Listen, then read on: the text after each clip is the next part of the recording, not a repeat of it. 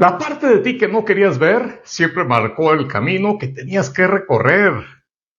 Hay una parte de ti que llevas años evitando, no porque sea mala, sino porque te obliga a crecer. No es la parte cómoda, no es la parte correcta, no es la parte que presumes en tus redes sociales. Es la parte que no querías ver. Y aunque no te guste, siempre fue la que marcó tu camino por la vida. Antes de seguir, algo importante a aclarar.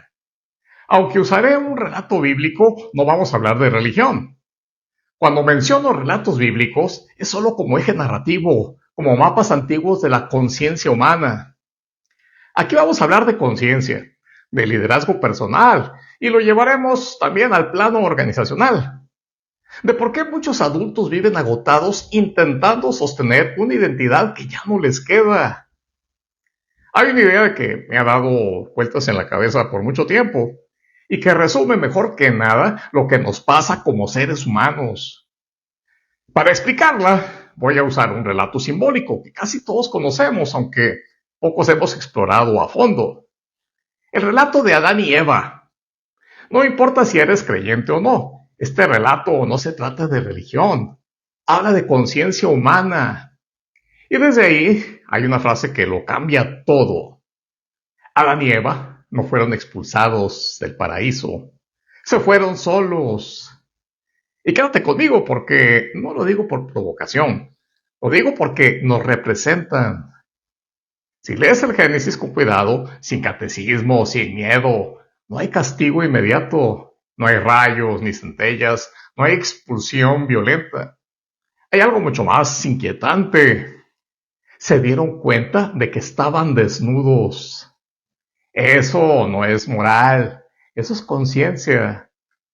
Cuando un ser humano despierta la conciencia, ya no puede habitar la inocencia. Y ojo, no estoy hablando de la inocencia de un niño, no hablo de ternura, ni de pureza, ni de bondad moral. ¿Y qué es entonces la inocencia hoy, en términos humanos? No es ser bueno, es no saber lo que estás haciendo. Es vivir sin cuestionarte, es repetir lo que te enseñaron, es obedecer lo que siempre se ha hecho así. Es reaccionar sin pensar y luego justificarte. Es no hacerte responsable de lo que ves, de lo que sientes y sobre todo de lo que eliges. La inocencia adulta no es virtud, es comodidad. Y por eso cuando despiertas ya no puedes permanecer en el paraíso. Porque el paraíso no es un lugar, es un estado mental de plenitud inconsciente. Un lugar interno donde no hay conflicto, no hay preguntas incómodas, no hay contradicciones, no hay sombra. Todo parece estar bien hasta que deja de estarlo. No porque alguien te saque o te expulse, sino porque ya no encajas. El paraíso no se pierde por castigo, se pierde por despertar. Y no, despertar no es bonito. Despertar duele porque te quita anestesia, porque ya no puedes hacerte tonto o tonta, porque lo que antes tolerabas, ahora te pesa. Es como dejar de ser larva, romper la crisálida y darte cuenta de que volar no es tan cómodo como arrastrarte por la tierra. Volar exige fuerza, dirección y responsabilidad. Arrastrarte no, solo inercia. Entonces, la pregunta es válida. ¿Para qué despertar si duele? Pues para esto. Porque solo despierto puedes elegir. Porque solo despierto puedes hacerte cargo. Porque solo despierto o despierta puedes vivir algo que sea tuyo, no algo heredado, impuesto, aguantado. Porque mientras no despiertes, puedes estar cómodo por un tiempo, pero no eres libre.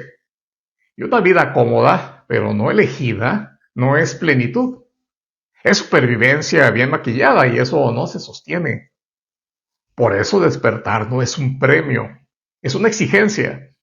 Y es el único camino posible si no quieres pasarte la vida viviendo una vida prestada. Y eso nos sigue pasando hoy. El error no fue accidente. ¿Cuál error? Aquí viene algo pesado. En el relato, Dios pone el árbol. Dios permite la serpiente, tu ego. Dios no impide el acto. el que Adán y Eva pecaran. Eso significa una sola cosa. El error, el pecado, era parte del diseño. Dios sabía que el humano iba a errar el camino. Si no hay error, no hay conciencia, no hay libertad, no hay humanidad. El paraíso no era el destino final, era una etapa de gestación, un punto de partida, no un lugar para quedarse a vivir. Más adelante vamos a ver qué significa volver a casa o volver al paraíso, pero no como niños inconscientes, sino como adultos que ya atravesaron el camino, que emprendieron el viaje del héroe. Porque no se regresa igual. Se regresa con conciencia, con experiencia, con cicatrices, con responsabilidad y por conveniencia. El problema es que muchos adultos hoy siguen queriendo vivir ahí.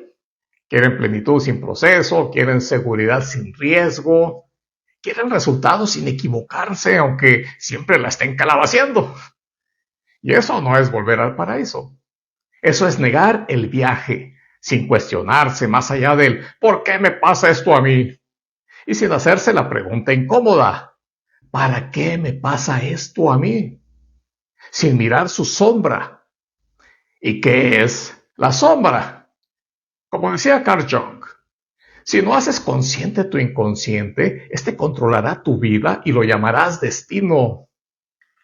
Eso no es madurez. Eso es infantilismo existencial. Hay un versículo incómodo en ese mismo relato de Adán y Eva.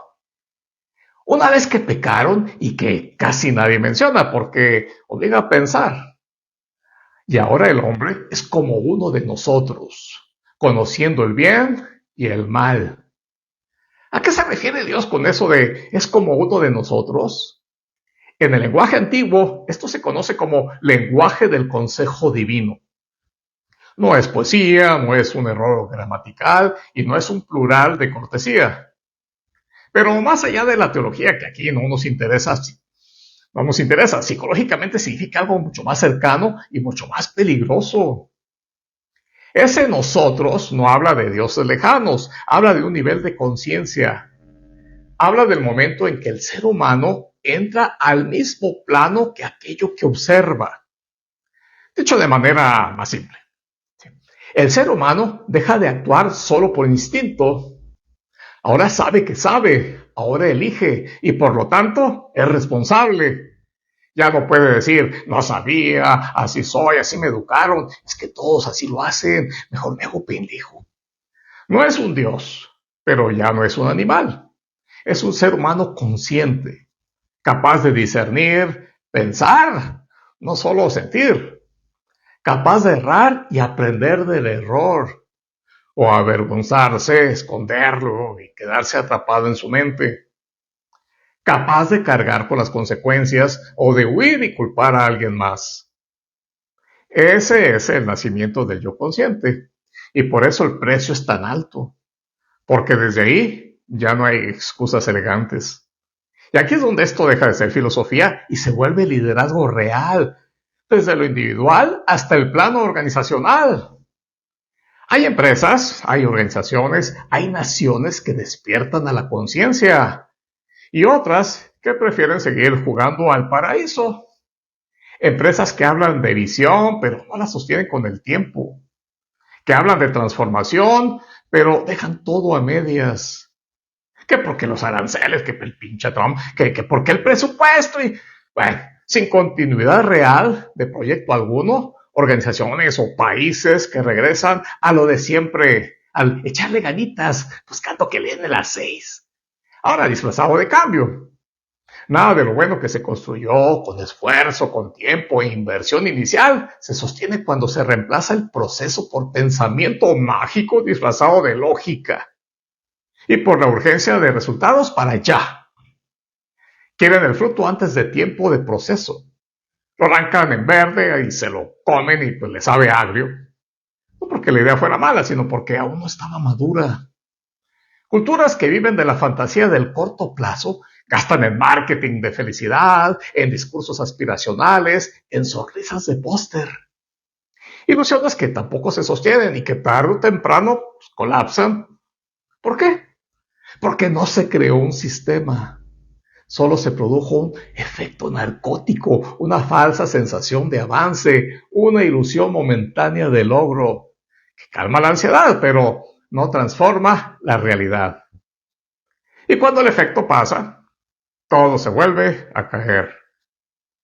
Dicen querer madurez, pero castigan el error. Dicen buscar liderazgo, pero solo toleran la obediencia. Muchos liderazgos así acumulan logros, pero se sienten perdidos. Productivos, pero desconectados. Llenos de indicadores y vacíos de sentido. Porque el problema no es profesional, es existencial. Una organización o país que no integra su sombra, sus errores, sus incoherencias, sus miedos, termina repitiendo patrones y llamándolos estrategia. Pero bueno, un falso amor es mejor a no tener ninguno, dirían algunos. Eso no es falta de capacidad, es falta de conciencia. Porque lo que ocurre en las organizaciones o en la conducción de un país entero no es más que el reflejo ampliado de lo que ocurre en las personas que las dirigen. Las empresas no despiertan solas, despiertan, ¿o no?, a través de la conciencia de quienes toman decisiones dentro de ellas. Y para entender este patrón a fondo, vamos al plano individual nuevamente y dejamos a un lado lo organizacional. Hay un segundo árbol que casi nadie menciona. En el Edén no había un solo árbol, todos conocemos el árbol, el fruto, que la manzanita. Había dos árboles. El árbol del conocimiento, el primero, y el árbol de la vida. Y esto casi nunca se explica. No solo hay una advertencia, hay una secuencia. Primero, el ser humano despierta la conciencia, se da cuenta, distingue, el conocimiento ya fue adquirido. Ahora sabe que sabe.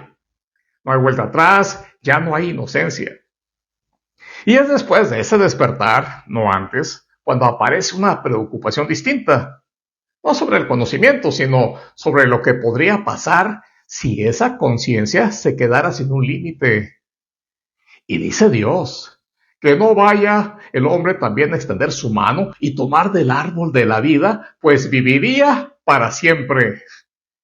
Y algunos lo entenderían como si vivir para siempre sería algo padre, algo chévere, pero no va por ahí. Y tampoco habla de castigo. Habla de conciencia sin un límite que la proteja. Habla del riesgo de una conciencia que despierta pero que no madura.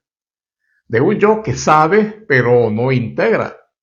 De una identidad que se vuelve eterna, rígida, incuestionable. Habla del riesgo de un yo que despierta pero que no se transforma. De una identidad que sabe pero no integra el conocimiento a la práctica. El problema no es conocer, o saber. El problema es conocer y no morir. Y ojo, no estoy hablando de morirte físicamente. Estoy hablando de no dejar morir lo que ya no sirve. La identidad vieja, la idea de así soy yo. El personaje que ya no sostiene nada. La narrativa de me falta algo. La mentalidad de escasez disfrazada de ambición. Porque si no muere eso, entonces pasa lo siguiente. Conciencia eterna, ego eterno. Un yo fragmentado infinito. Y eso, lejos de ser iluminación, es una prisión perpetua. Es quedarte atrapado en tu propia cabeza, creyendo que sabes, creyendo que ya llegaste, creyendo que el problema siempre está allá afuera. Y hay quienes viven así siempre y no mueven a sus creencias, a sus ideas, a la tiranía de sus ideas. Alzan su mano hacia el árbol de la vida porque, como decía la serpiente, Dios sabe que si pruebas de ese fruto no morirán. La muerte, entendida así, no sería un castigo. Es un límite compasivo. Un alto en seco que la vida te pone para decirte, hasta aquí llegó esta versión de ti. Primero pasa esto. Despiertas a la conciencia, te equivocas, te caes, te partes la madre, te mueves, te vas. Y luego, si haces el trabajo, no magia, integras todo ese aprendizaje de vida. Regresas a casa y aparece una vida más verdadera. Ese es el viaje del héroe, no el de las películas, el de la vida real. El que no te convierte en perfecto, pero sí en responsable. ¿Y qué es el viaje del héroe?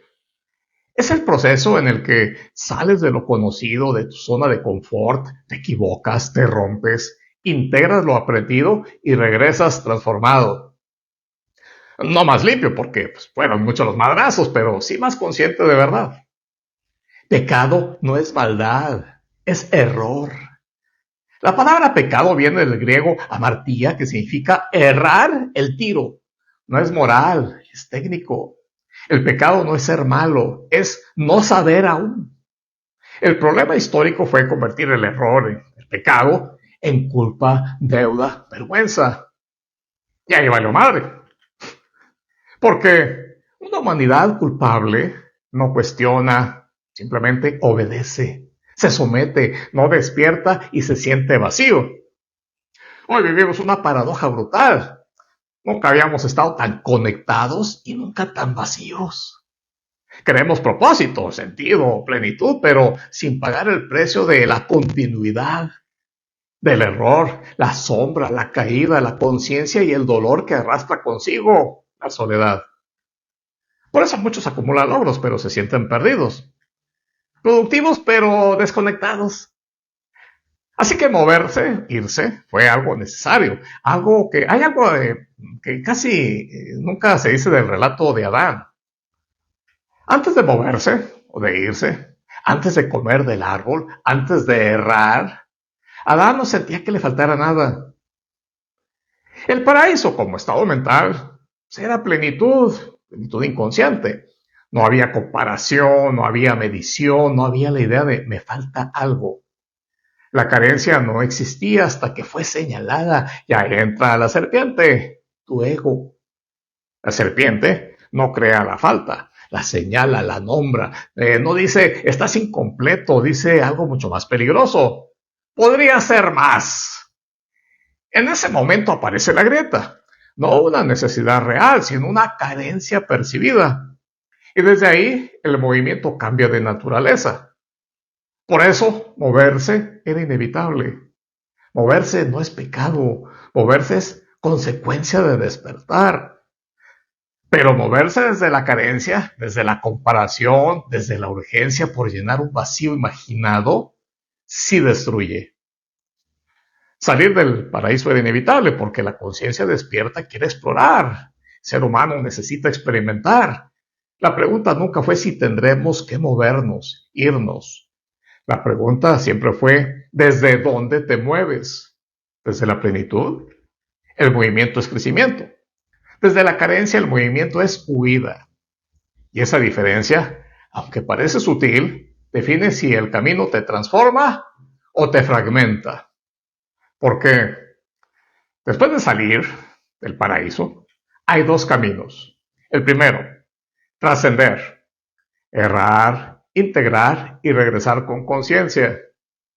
El segundo, perderte, competir, dominar, llenarte de ruido y sentirte más vacío que nunca.